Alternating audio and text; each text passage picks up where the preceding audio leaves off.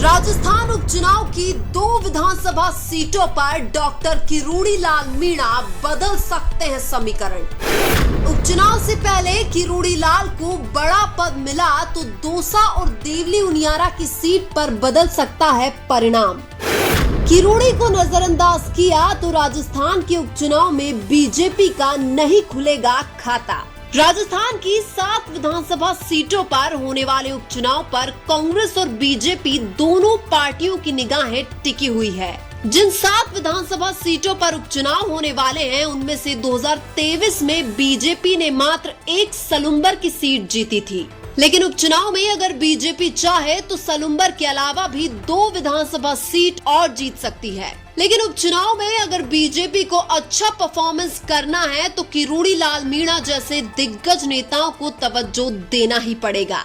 किरोड़ी लाल मीणा चाहे तो कांग्रेस से 2 विधानसभा सीट छीनकर बीजेपी की झोली में डाल सकते हैं, लेकिन ये तब होगा जब भारतीय जनता पार्टी राजस्थान में किरोड़ी लाल मीणा को उनकी योग्यता के अनुसार पद देगी। अगर बीजेपी ने अपनी गलतियां नहीं सुधारी तो उपचुनाव में बीजेपी का खाता भी नहीं खुलेगा। बीजेपी द्वारा किरोड़ी लाल मीणा का सम्मान नहीं करना बीजेपी का उपचुनाव में हारने का पहला संकेत है। बीजेपी की तरफ से उपचुनाव में दौसा और देवली उनियारा की विधानसभा सीट पर किरोड़ी लाल मीणा को जिम्मेदारी मिलेगी, लेकिन दौसा और देवली उनियारा की विधानसभा सीट पर केवल किरोड़ी लाल मीणा को जिम्मेदारी देने से बीजेपी चुनाव नहीं जीत सकती है। अगर उपचुनाव से पहले बीजेपी किरोड़ी को कोई बड़ा पद नहीं देती है तो जनता किरोड़ी लाल के कहने पर वोट नहीं करेगी।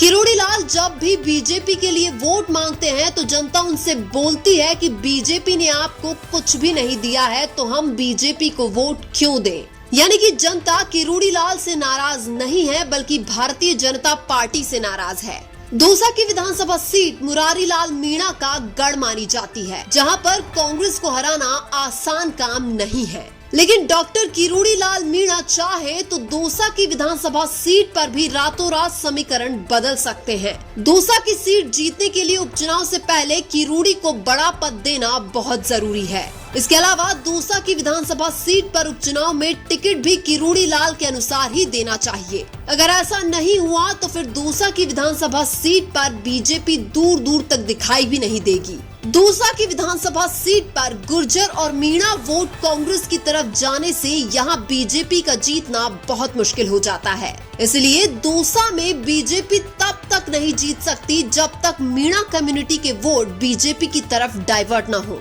और मीणा कम्युनिटी के वोट अगर बीजेपी की तरफ कोई डाइवर्ट कर सकते हैं तो वो केवल किरोड़ी लाल मीणा ही कर सकते हैं, लेकिन उनके समर्थक बीजेपी से नाराज है। 2024 के लोकसभा चुनाव में भी किरोड़ी लाल ने बीजेपी के लिए वोट मांगे थे, लेकिन लोकसभा चुनाव में भी जनता ने किरोड़ी लाल की बात नहीं मानी थी। खुद किरोड़ी के विधानसभा क्षेत्र में बीजेपी पीछे रह गई थी।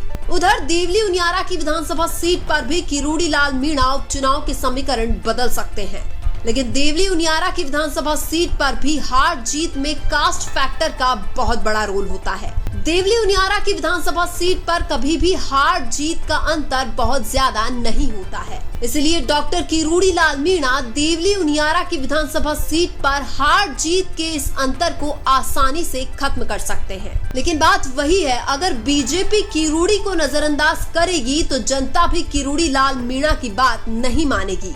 बीजेपी की एक ही गलती है कि योग्य नेताओं को साइडलाइन कर रही है और अयोग्य नेताओं को बड़ा पद दे रही है। और अगर बीजेपी ऐसे ही मनमानी करती रही तो केवल उपचुनाव में ही नहीं बल्कि अगले विधानसभा चुनाव में भी बीजेपी दूर दूर तक दिखाई नहीं देगी। बीजेपी और नरेंद्र मोदी का वर्चस्व धीरे धीरे खत्म हो रहा है, क्योंकि अहंकार और सत्ता के नशे में इनको कुछ भी नहीं दिखाई दे रहा है। बीजेपी पहली बार के विधायक को मुख्यमंत्री तो बना सकती है, लेकिन पहली बार के सांसद को प्रधानमंत्री नहीं बना सकती है।